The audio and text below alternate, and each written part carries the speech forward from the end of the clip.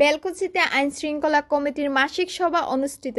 তথ্য ও ভিডিওচিত্রে সিরাজগঞ্জ প্রতিনিধি রেজাউল করিম।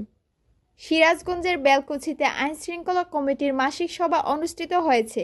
সভায় আসন্ন জাতীয় সংসদ নির্বাচনের বিভিন্ন পদক্ষেপ, বেলকুচি উপজেলা মুকুন্দগাতি বাস স্ট্যান্ড যানজট নিরসন, বাল্যবিয়ে, ইভটিজিং, মাদক নির্মূলের চেষ্টা সহ বিভিন্ন বিষয়ে আলোচনা করা হয়।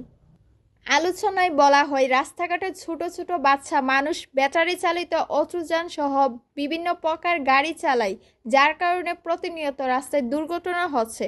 এমনকি অপ্রাপ্ত বয়সের কিশোর কিশোরীরা মাদক সেবনে জড়িয়ে পড়ছে।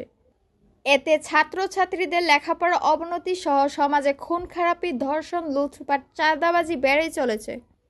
এসব অন্যায় কাজ থেকে কিশোর কিশোরী ছেলে মেয়েদের ফিরিয়ে আনতে বাবা মায়ের সচেতনতার বিকল্প নেই।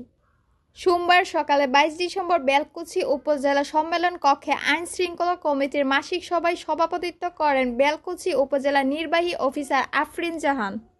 আইন শৃঙ্খলা কমিটির মাসিক সভায় উপস্থিত ছিলেন বেলকুচি থানা ভারপ্রাপ্ত অফিসার ইনচার্জ মোহাম্মদ জহুরুল হক, বেলকুচি উপজেলা কৃষি কর্মকর্তা সুকান্ত দর, বেলকুচি উপজেলা স্বাস্থ্য বিষয়ক কর্মকর্তা সুলতানা ইয়াসমিন, উপজেলা প্রাণী সম্পদ কর্মকর্তা নাজমুল হাসান, উপজেলা প্রাথমিক শিক্ষক অফিসার নাহিদা ইয়াসমিন, উপজেলা প্রকল্প বাস্তবায়ন কর্মকর্তা হেলাল উদ্দিন, সমাজসেবা অফিসার দেবাশিস কুমার ঘোষ, উপজেলা নির্বাহী অফিসার রাহাত তানবীর, যুব উন্নয়ন অফিসার জহুরুল ইসলাম, মহিলা বিষয়ক কর্মকর্তা হাসনাত জাহান, মুকুন্দগাতি বাজার বণিক সমিতির সাধারণ সম্পাদক মোহাম্মদ আলী ভুইয়া, আলহাজ সিদ্দিক উচ্চ বিদ্যালয়ের প্রধান শিক্ষক মেহেদি মাসুদ, বেলকুচি রিপোর্টার্স ক্লাবের সভাপতি মোহাম্মদ রেজাউল করিম, সাধারণ সম্পাদক আব্দুল আলিম, সাংগঠনিক সম্পাদক মঞ্জুরুল ইসলাম, ইউনিয়ন পরিষদের প্যানেল চেয়ারম্যান, ফায়ার সার্ভিসের কর্মকর্তা সহ উপজেলার বিভিন্ন পর্যায়ের নেতৃবৃন্দ উপস্থিত ছিলেন।